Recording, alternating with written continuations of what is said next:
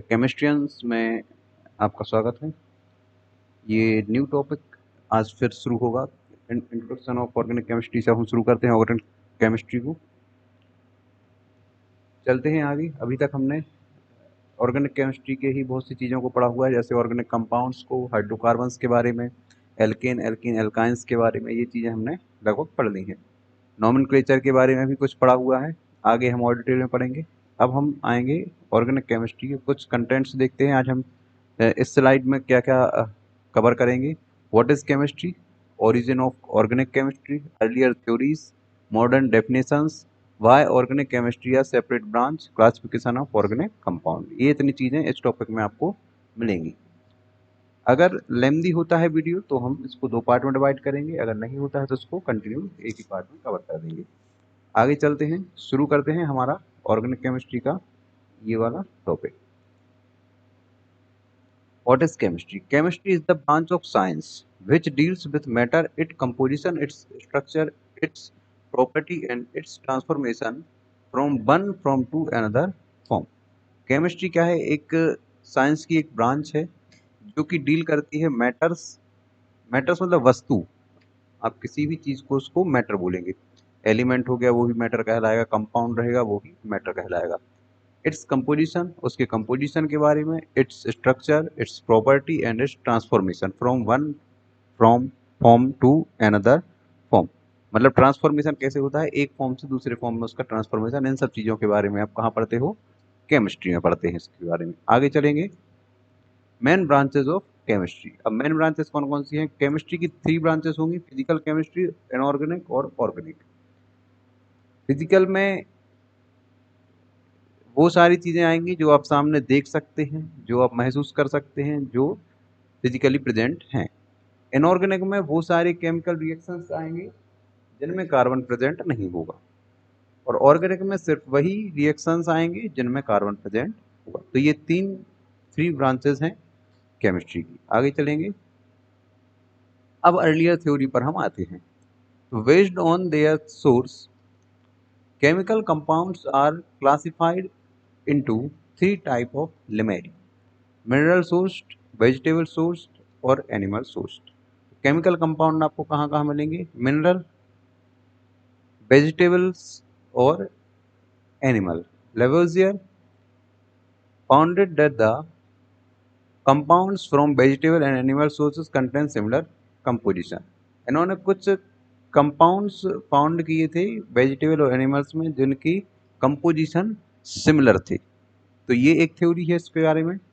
The Virgilius classified the above 3, उन तीनों के बारे में वर्जिलियस ने क्लासिफाई किया है, type into 2 types and he coined the new terms organic and inorganic. तब उन्होंने उसको ऑर्गेनिक और इनऑर्गेनिक 2 पार्ट में डिवाइड किया। ऑर्गेनिक कंपाउंड्स में these are present in living being.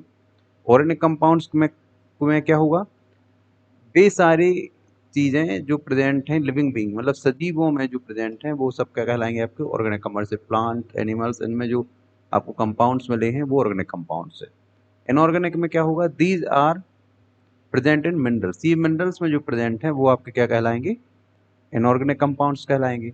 तो ये इस टाइप से 2 भागों में डिवाइड हो गया। आगे चलेंगे, ओरिजिन ऑफ ऑर्गेनिक केमिस्ट्री। तो ऑर्गेनिक केमिस्ट्री का ओरिजिन कहाँ से हुआ? Scheele extracted tartaric acid from grapes, grapes में से टार्टरिक एसिड इन्होंने एक्सट्रैक्ट किया, and citric acid from lemon, lemon से सिट्रिक एसिड को एक्सट्रैक्ट किया।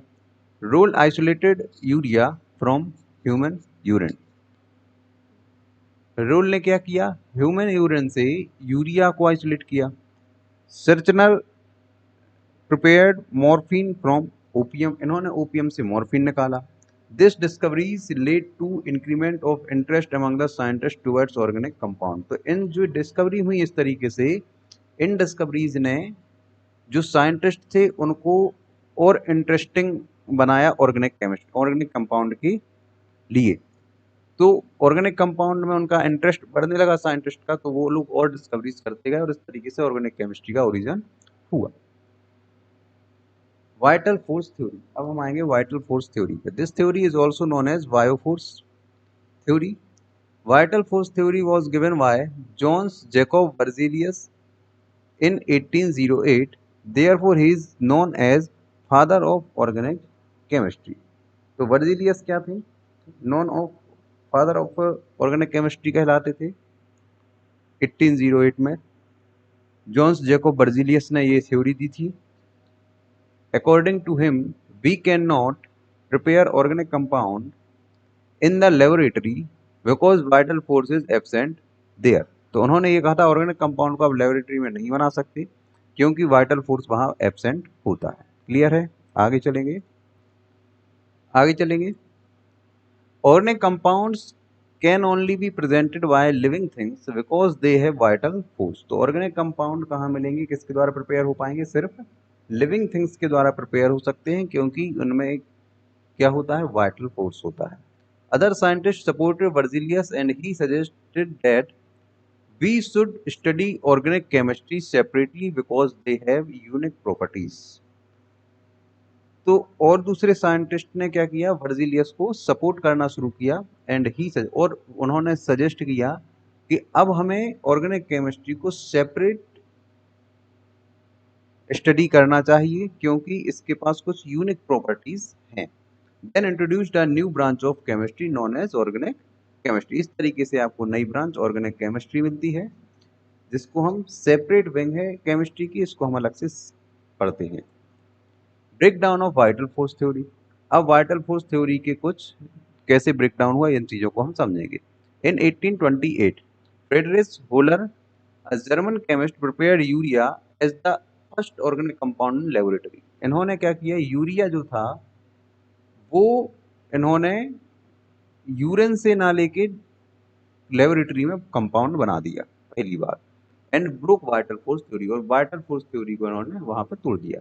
He was actually preparing ammonium cyanide from ammonium chloride। Ammonium chloride से इन्होंने क्या किया? प्रिपेयर किया अमोनियम साइनेट। आगे देखते हैं। द रिएक्शन इज, इस तरीके का ये रिएक्शन था। NH4Cl प्लस KCnO, ये आपको KCl बाहर हो गया, NH4CnO मिल गया। तो अमोनियम क्लोराइड और पोटेशियम साइनो से इन्होंने अमोनियम साइनेट बनाया और पोटेशियम क्लोराइड अलग हो गया। But he heated it much and then rearranged reaction took place which formed urea.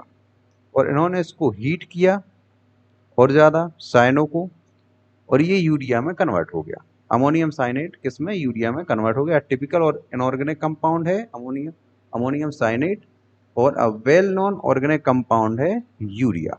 Clear है? आगे चलेंगे। After that Colway synthesized CH3COOH from its element. Berthelot synthesized CH4. Carbon is tetravalent as it contains 4 unpaired electrons in its excited state configuration. The tetravalency of carbon was given by Van 't Hoff and Lowell, who were awarded the first Nobel Prize in chemistry। तो first Nobel prize किसको मिला था chemistry में? आप देख सकते हैं। The tetravalency of carbon was given by, किसके द्वारा दी गई थी? वैन 't Hoff एंड लेवल। इनको आप नोट डाउन कर लीजिए, ये आपको याद रखना है। नोबेल प्राइज मिला था फर्स्ट केमिस्ट्री से। क्लियर है? आगे चलेंगे। Compounds which are made by carbon and hydrogen are known as hydrocarbon. ऐसे कंपाउंड जो कार्बन और हाइड्रोजन से मिलकर बने हुए थे वो क्या कहलाते हैं? हाइड्रोकार्बन कहलाते हैं। ये मॉडर्न डेफिनेशन है। The branch of chemistry dealing with the study of hydrocarbons and the compounds which could be thought of as the derivatives of hydrocarbon is called organic chemistry. Branch of chemistry dealing with the study of hydrocarbon, तो ऐसी chemistry की branch जो deal करती है hydrocarbons में and the compounds which could be thought of as the derivatives of hydrocarbons, वो क्या कहलाएंगी? Organic chemistry. Clear है? आगे चलेंगे। Why organic chemistry is a separate branch, ये हम पहले पढ़ चुके हैं, अभी एक बार फिर से देख लेंगे। Large number of organic compounds, composition of organic compounds, complexity of molecules, most of the properties are decided by functional groups, they contain covalent bonds between carbon and carbon as well as between other elements. तो इन वजहों से हम organic chemistry को separate पढ़ते हैं क्योंकि इसकी बहुत सी प्रॉपर्टीज अलग हैं। They shows property of isomerism, ये आइसोमरिज्म की प्रॉपर्टी भी शो करते हैं।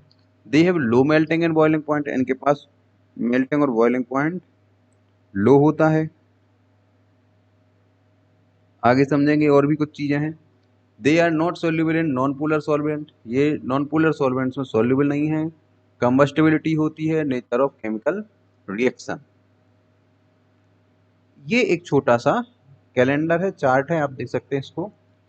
फ्लो चार्ट बनाया गया है। ऑर्गेनिक कंपाउंड्स को दो भागों में डिवाइड किया गया है, ओपन चेन और असाइक्लिक कंपाउंड, और एक सेकंड है क्लोज्ड चेन और रिंग कंपाउंड। तो ओपन चेन वाले में हम आएंगे यहाँ पे। ओपन चेन के नीचे क्या है, सैचुरेटेड, ये एल्केन्स कहलाते हैं, और अनसैचुरेटेड दो प्रकार के होंगे, एल्कीन और एल्काइन। क्लियर, ये हो गया पूरा आपका ओपन चेन और असाइक्लिक। अब क्लोज्ड चेन और रिंग में क्या होगा, दो प्रकार से ये भी होंगे, एक हेटेरोसाइक्लिक होंगे और एक होमोसाइक्लिक होंगे। तो हेटेरोसाइक्लिक यहाँ पे क्लोज, और होमोसाइक्लिक में दो प्रकार के होंगे, एलिसाइक्लिक कंपाउंड और एरोमेटिक कंपाउंड। अब ये क्या होते हैं ये हम आगे स्टडी करेंगे। तो इस तरीके से आज का टॉपिक हम यहाँ पे खत्म करते हैं। ऑर्गेनिक केमिस्ट्री को कंटिन्यू करेंगे नेक्स्ट वीडियो से। ऐसे ही अच्छी लर्निंग और स्टडी के लिए सब्सक्राइब कीजिए हमारा channel the Chemistrian. Thank you.